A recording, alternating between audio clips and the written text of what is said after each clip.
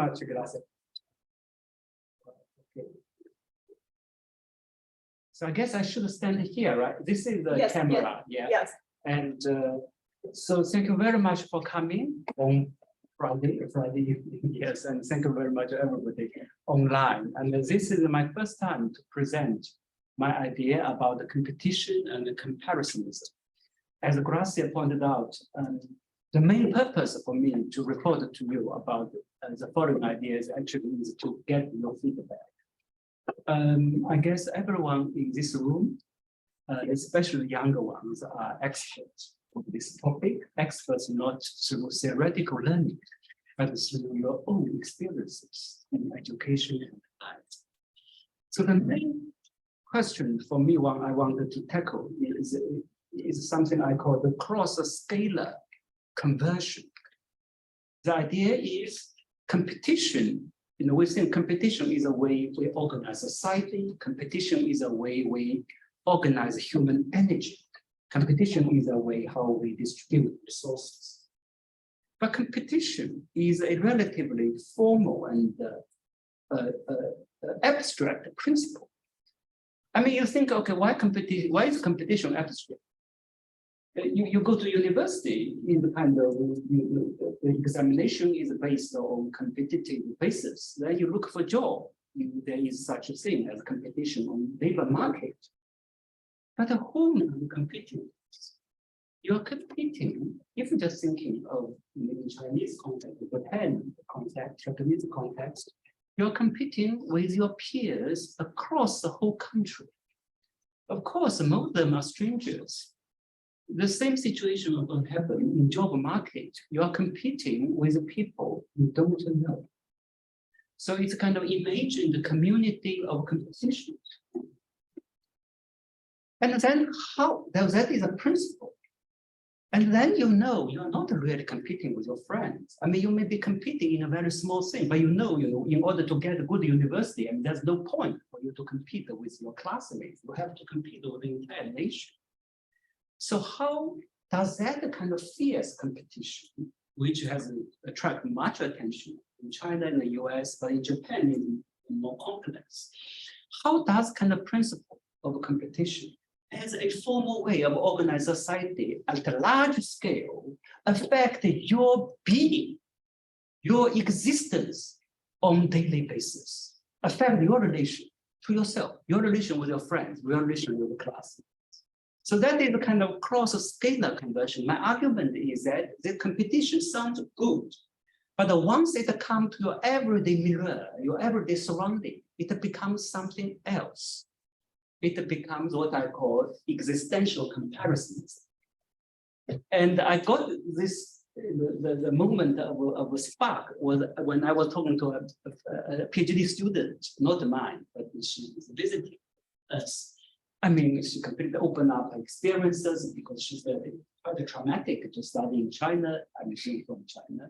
And she said when she did well, she was a student, and she said that when she was young, in high school, one of the main motivations of studying so hard is in order to compare down the other girls who are prettier than her. 比下来，把他们比下来 compare them down. I thought, wow, that is so powerful. It's the drive. And then you have all other things, small, you know, she said the clothes, then she discovered another girl with the same clothes she bought the day before. She never touched their clothes. I mean, there's a lot of teenager psychology involved. But then she interpreted it as an extension of competition, because everything is competition. But if you think carefully, that's not about competition at all. You are compare something incompatible. You want to study hard to academically outperform someone prettier than you. Then you ask why the person being pretty become an issue for you. Because prettier girls attract more attention, including teachers' attention. And then the prettier girls become the favorite in the class. And also she knows for sure that the prettier girl will have better life chances than her. So she needs to outperform in a different way, precisely by looking for something that is incompatible to the peers. Then she's not really like try to, it's not certainly it's not a typical sense of envy. It is a kind of comparisonism. In my interpretation, I mean, I hope I will demonstrate that. How to understand this comparisonism? I think it is, you can say it's irrational. I mean, then by comparing to people around you in this way, I mean, well, what does it do for you? Instrumentally, nothing. But it is existentially very, deeper talk to her reveals to me that she's doing that as an outcry for dignity.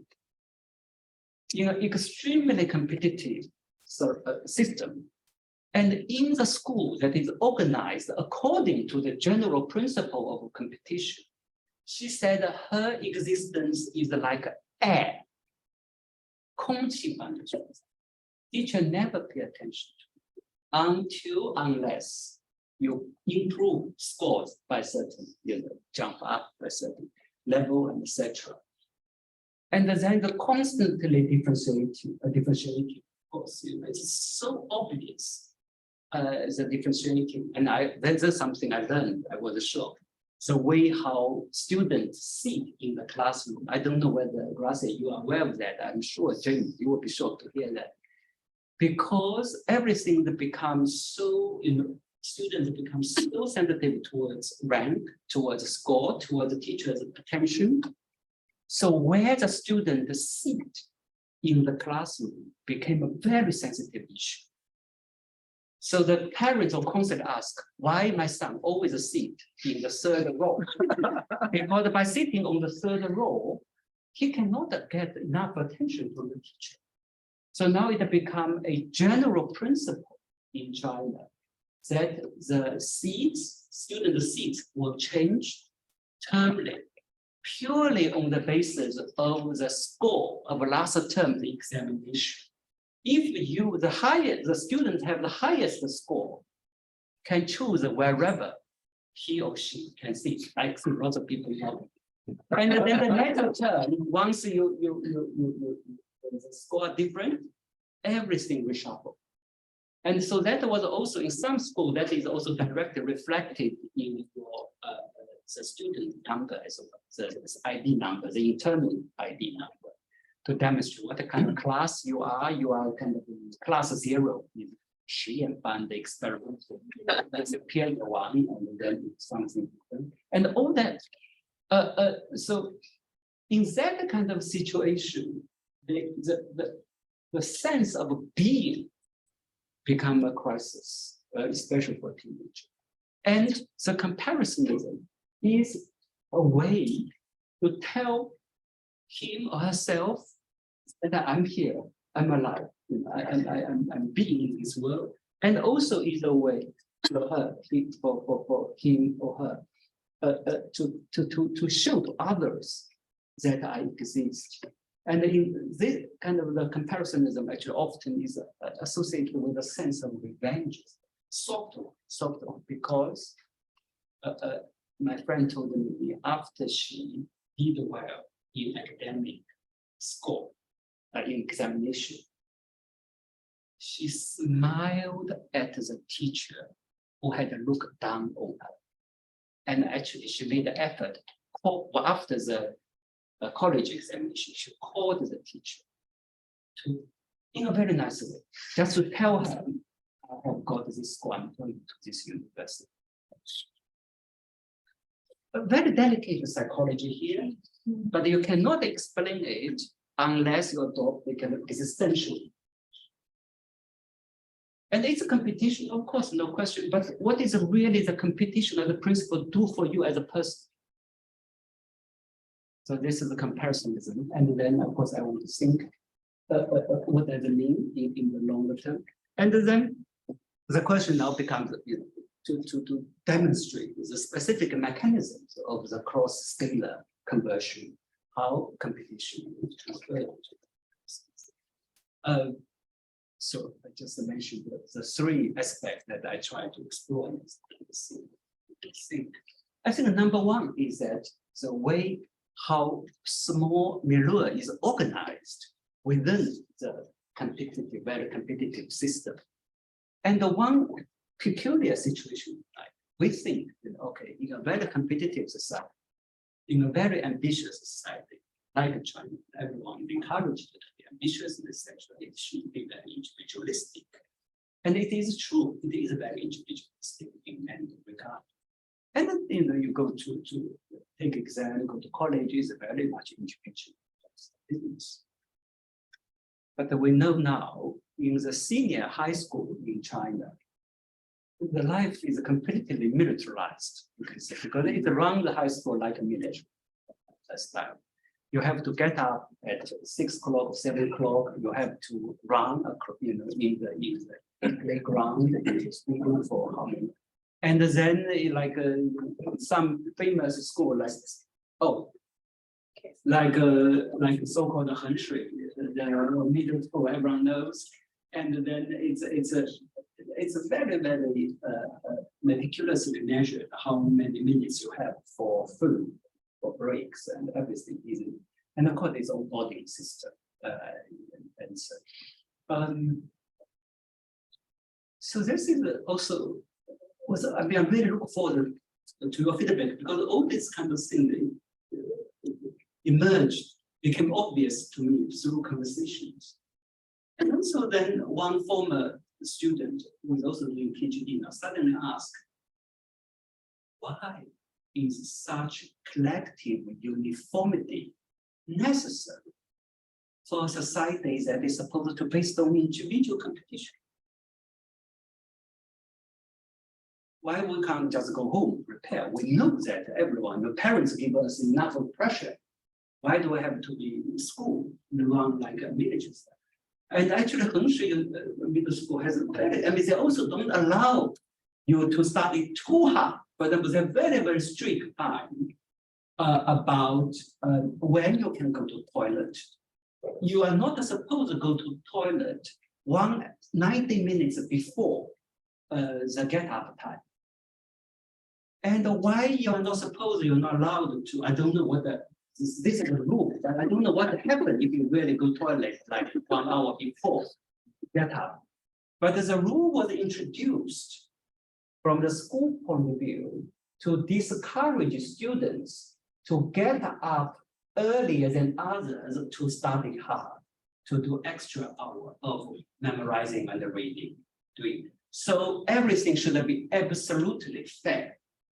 So like the seating arrangement also, there's another kind of twist. So there's they create this kind of collective uniformity as a part to handle the very competitive system. And then this,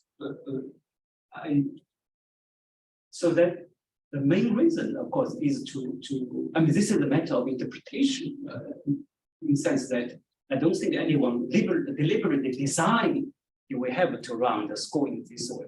And one interpretation is that to make study and examination the only thing in your life that you think worth thinking. Is basically really to reduce the entire life experiences to one single thing and create a sacredness. This is another thing. Create a sacred, going into college, participating in the college examination itself is something sacred. It's not just a secular instrument. So it's something you have to do. So if you say, oh, since I'm not studying, my score has been poor over the last 2 years, there's no chance for me to get into university. Why should I participate in this examination? In that kind of situation, in that high school, you would never ask a question like that. Because it's turned to a quasi-religion. You are thinking of participating in examination itself is unquestionable, regardless, what is your chance of getting in or not. So of course, there's all kind of rituals. People have this 100-day countdown and the rallies, and you have to write on the wall of the classroom what your dream is. Often the dream is not realistic at all. I mean, students know, their score cannot, and because like 80% of students say, I must go to Beida and and it's only one place, right? Then you have to explain that the 78% of students doing that, but doing that with a full sincerity, because that has already become, through this collective uniformity, it has been turned into something else. It has a kind of, I have not, I needed more materials in order to think through that.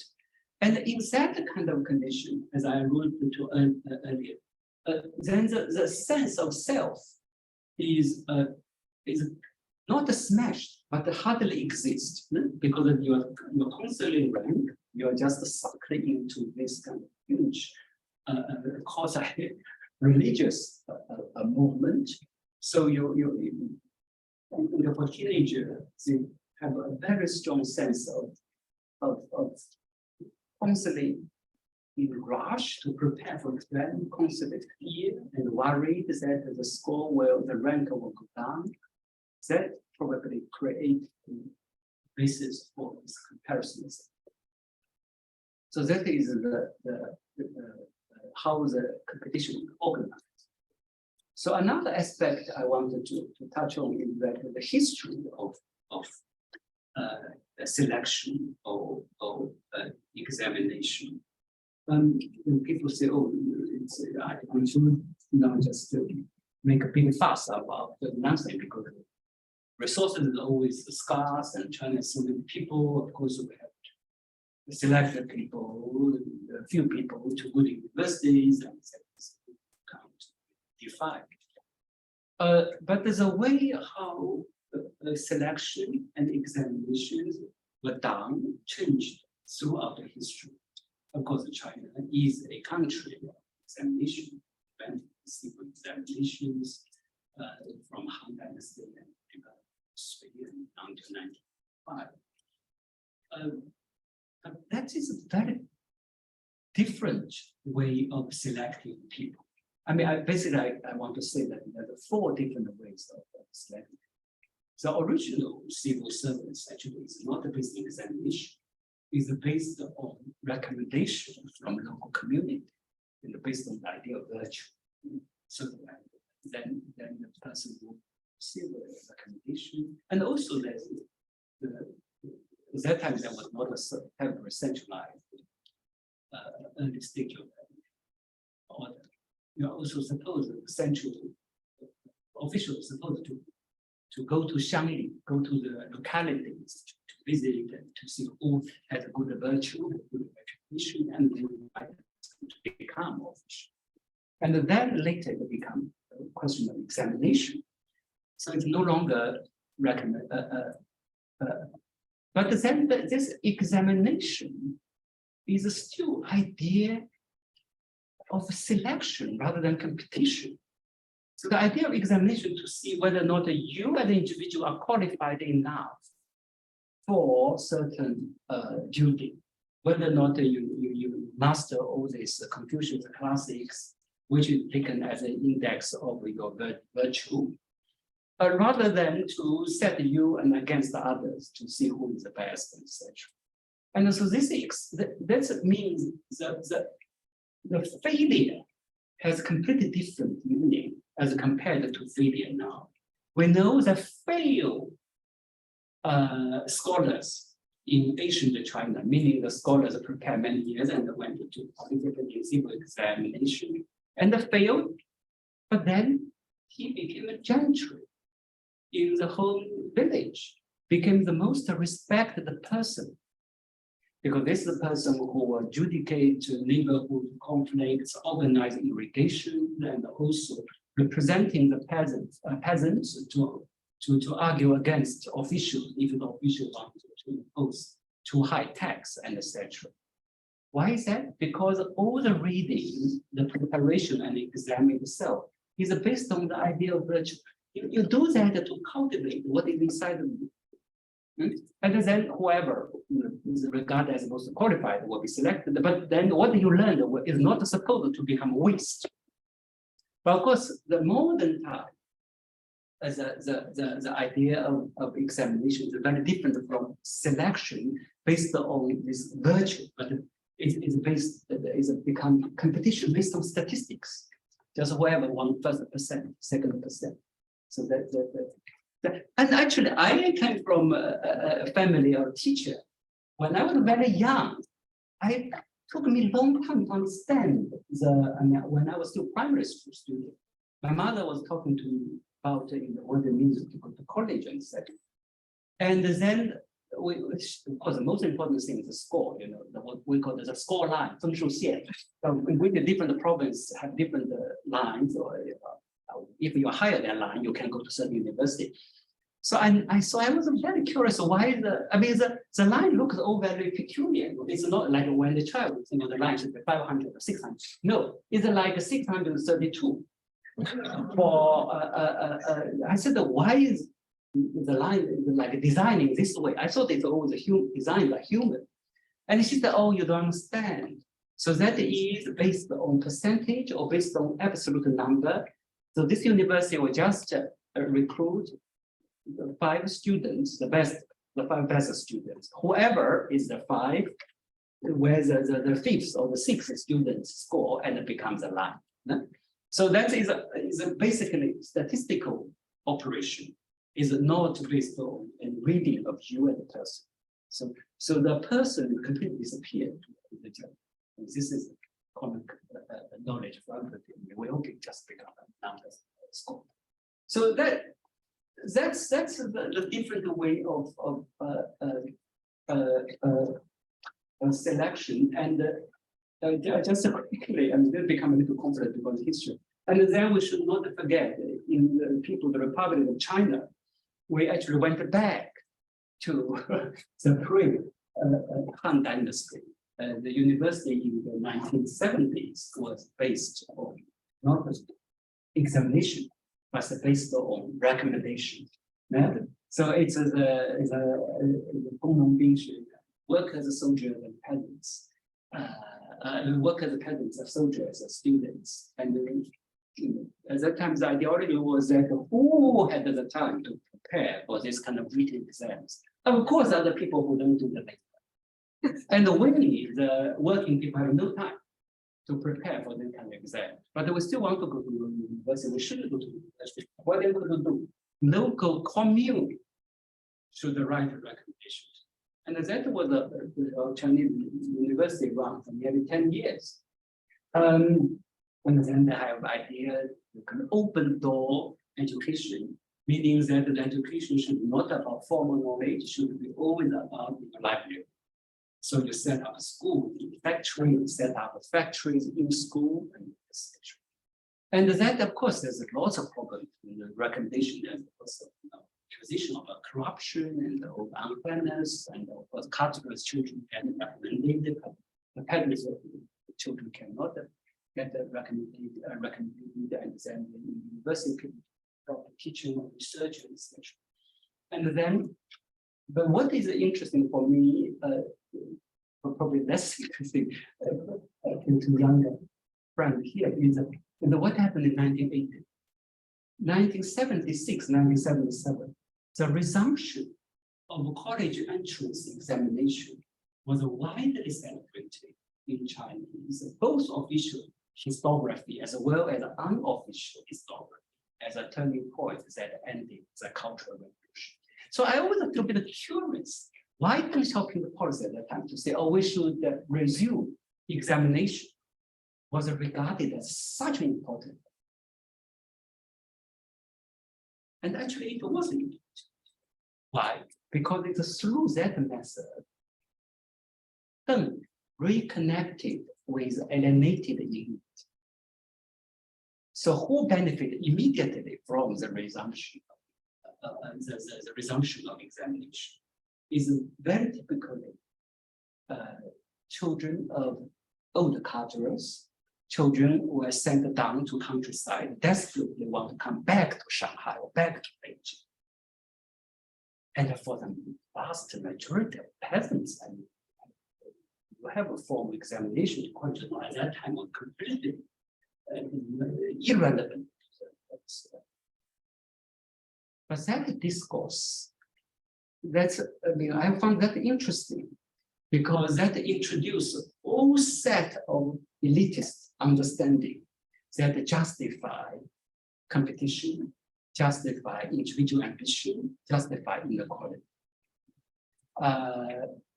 So I had to smash the big pot in China had been too egalitarian, that's create a problem. So we should differentiate people and people had incentive, etc.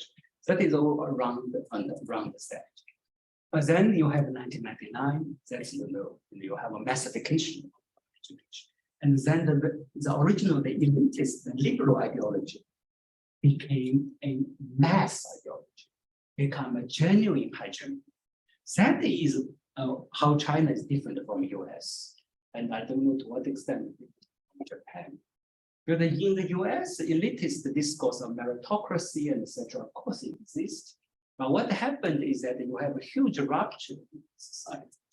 So some people just rebel. So you have Trump and you have Trump supporters to say, also there's no chance for me. And of course they are very worrying the way they use it. But structurally, there is such a divide. So you have elite, middle class, struggling middle class.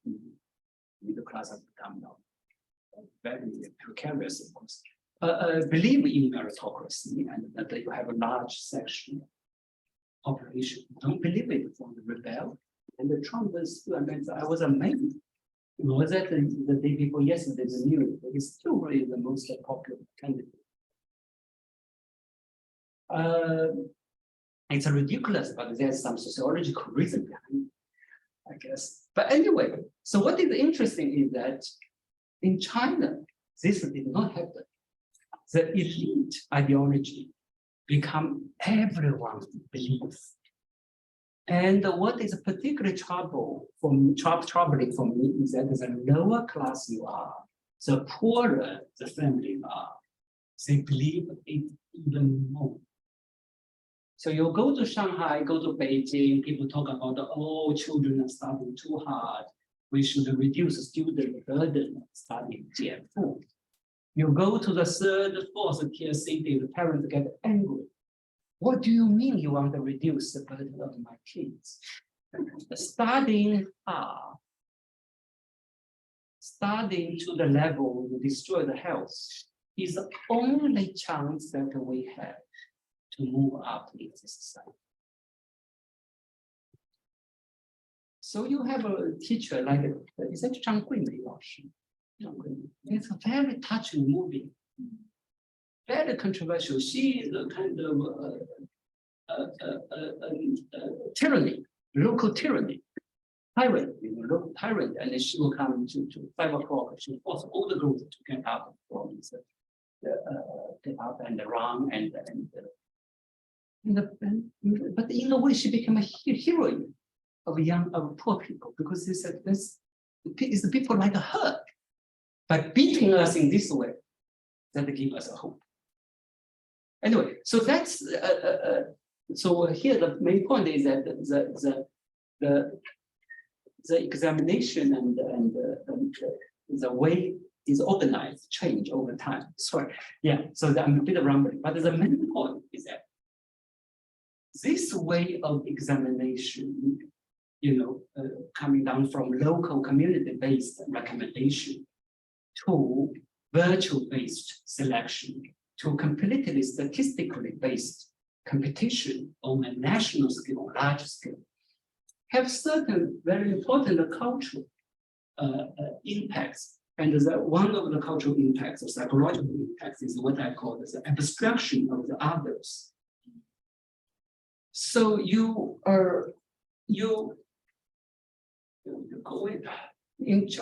know that China, and this is the Weber's, China is very different from the Judaism in the sense because say that the Judaism is like Christianity or Buddhism, even Islam, following an ethics of principle. Is an ethical principle in what is right and what is wrong.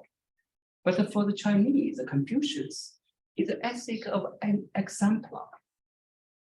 Example, right? So the gentry become very important. You follow a concrete person in your community, and that person is the embodiment of the virtue, and that person is the end of the world. So the always the meaning of being excellent, being decent, and being follow a certain role model is always based on very concrete life experiences. Either you follow someone you can see. And then, I mean, you can say the virtual basis becomes slightly more abstract, but nevertheless, you know what it means. And once it becomes completely statistically based competition, and the others, the whom, you know, your fellow citizen, actually become very vague. So I think that is an interesting twist for me. That imagine the community of competitors. Of course, imagine the community and to say, oh, why do we feel related to strangers? I mean, now, of course, we feel related to strangers after more than 100 years nationalism, etc. But now the question is, in what kind of relation do we imagine all the strangers are related, right? So now it is competition. To make the others, it is a potential competitors, and it's a very abstract category rather than concrete human being. So that's the abstraction of others is another reason, I think, how the competition become. Yeah, I needed to think more about to explain about the scalar conversion. And then final point I wanted to mention how the cross-scalar conversion took place is a question of proving. I found that is also kind of curious. I mean, I now mention this precisely because I have not really figured that out. So in the competitive society, the way you exist depends how you prove yourself. In a way, this comes from a very liberal ideology to say, of course, every individual, every individual has unlimited potential, right? You are all brilliant, you are all doing very well. But the proof, I mean, we know that kind of university, that is the most typical example, the tenure track. Oh, you could assistant professor or the adjunct lecturers. I know you're doing wonderful work, no worry, but the proof. Within 6 years, if no proof, go. I mean, you're still wonderful, but you don't know that. So then you have this kind of skepticism of sort of individual potential. On one hand, you have huge interior, that's your own business, or we ask with respect. But then the way you relate to society is to make that visible, to make that demonstrable, right? You have to prove, and how do you prove? Of course, you have to follow standards and strict criteria, and etc. I was thinking the question of proving is because I was puzzled by the disappearance of envy, or rather the disappearance of the fear of envy. You know, envy is a very important topic for anthropologists, and especially if you work in the Middle East, etc.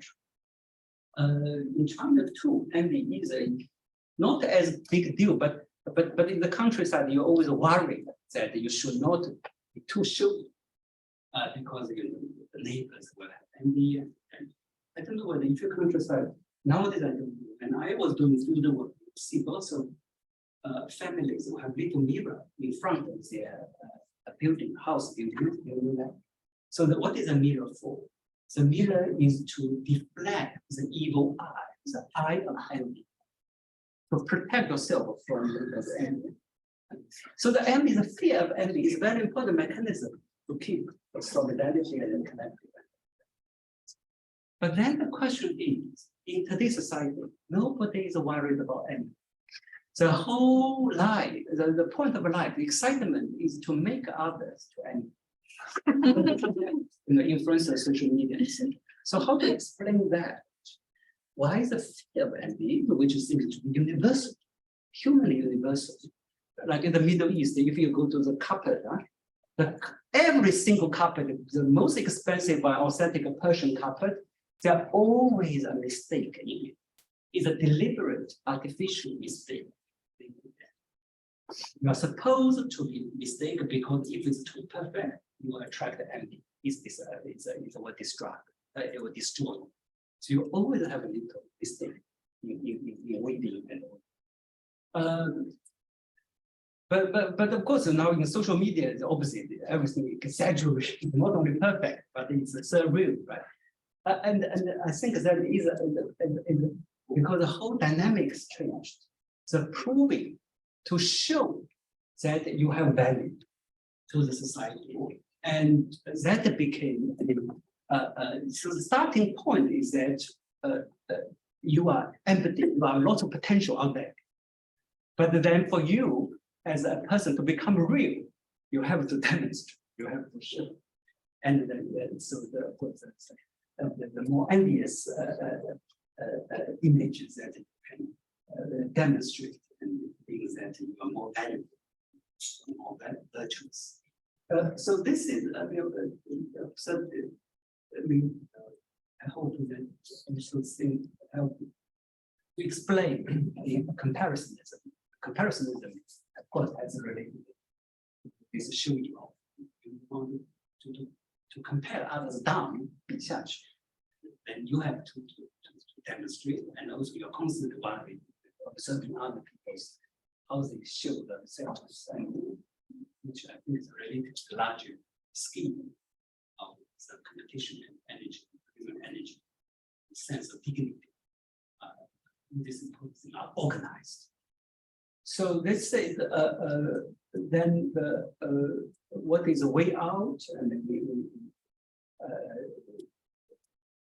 and discuss. I mean, I think the cross-scalar conversion is meant. It's not meant to be a scientific concept to describe what's going on, but it's meant to be a tool, a handle that everyone can use to think of their life. And we know that the whole competition system, probably, I mean, this is something beyond our ordinary people to reach, to change. But I want to say, don't worry. I mean, even the system does not change, but there's such a thing that the cross-scalar conversion. I mean, your own mirror, you may have something to say to create a situation that you can live through the system differently, even though you can't change the system. So it is a science of living, in difficult situations. And then I think that James is doing work. I think the sense of locality actually is very. There's some denial, but you pay attention to locality. You have different understanding of all this collective. Then we're doing some other project that nearby, and etc. I'll try to think about that too. So that you can see how raw my thought is, but I very much want to hear your experiences. But before I finish, I just one line about what all this is supposed to lead to. As Gracia mentioned, I moved to Germany to take up a new job in Max Planck Institute for Social Anthropology. And all Max Planck Institute is supposed to do something unusual. And then I have nothing unusual. Then I say, okay, I will do a very unusual in the sense I'll go to the most interesting, which is I call the common concern approach. Common concerns approach is approach to say, okay, we do research, social research, not according to what knowledge is needed in the academic research. We don't start with gaps in literature. We don't start with any corners inside of the academic circle. We just start with what the people are worried about. So this comparisonism competition actually is a larger project about ambition. My question is that Chinese society, of course, is a very ambitious society after reform, but how did ambition turn around, become such a coercive power that makes so many young people feel powerless? How ambition is turned into powerlessness? And then this is related to another issue of immigration. So this is what people worried about. And it's very real. It's based on nothing but their own experiences. It's no theory, and not referred to in theory, but they need explanation. They need to know how to go on. So, okay, and I think that is worth doing, but of course, very difficult. Huh? You start with the kind of experiences, you start with sentiment. Then to start with, it's very difficult to give a technical definition, right? Because there's no ready-made framework to understand. So that is what we want to do. And then our role model is always gender study. Gender studies study how men and women are different, and the relation between men and women. Anything new. You know, kinship studies, sociology of families, and all this anthropology study, of course, they look at the relation between men and women. But why did gender studies, especially in the 1960s, change the social science completely? Kinship, family studies, community studies look at the patterns, the structures, how men and women are individual leader, and etc. Gender studies start with questions. Ordinary women is, I mean, men as well, but in the beginning, is ordinary women ask about their own personal life. Why did my mother tell me when I was 4 that I should behave in this way? Why did my father speak like that to me when I was 11? Nothing theoretical, but open up a huge space. People suddenly find out, oh, all these questions. Why do women make up? Why do men and women live in the toilet, etc.? All become very profound questions, very meaningful. Huh? So that is, I think, is an example of we want to do something like that. Yeah. Another, just to provoke everyone. Actually, the comparisonism in Chinese have a very interesting, disturbing, but I think, and this is why I love the Chinese language, very provocative term. How many people? Female. Female 可能会是雌雄的雌，雌性，雌性竞争的 female。That says, I feel it's a very deep. I mean, this sounds like a misogyny, but no, and the female use it as a tool, and the critical feminist woman will see that as well. But the typical example is like that. I'm not going to make up. But if I'm going to meet other women, I have to say how I present. And especially, for example, another example is that you, the mother, have a daughter, you have to dress the clothes because your cousin is there, you know, the uncle. And so that's this. I mean, I need to read much more about gender studies. I feel that very, very rich behind this. Go back to the question of comparisonism is existential experiences. Why women, you know, we have to compete in this way? That is a reflection of their positions. And as they compete in this way, not completely passive, because this is a way for them to cry out for dignity, for attention. So this is just an example in the common concerns approach. If accumulated over time, it does lead to quite a powerful intellectual resources for us to think about it. As I mentioned, I mean, we wanted to kind of anthropology of living. It's inspired by John Dewey, philosophy of living. It's not a philosophy of ideas, philosophy of books, but it's a philosophy of science of living. is not to tell us what the world is, but more importantly, is to give us some tools to think how you live through this world. So we are all creators of the whole world. So what you can create. So I will stop here and read it again. Well, thank you very much, Biao. That was a very fascinating and thought-provoking talk, and so we were all thinking along with you. And so Professor Xiang is inviting everybody to participate in the thinking process. I think this is an open invitation to everybody. So I think it would be better if we just speak. So including people online, and if you would like to make some comments, ask some questions, please raise hands. And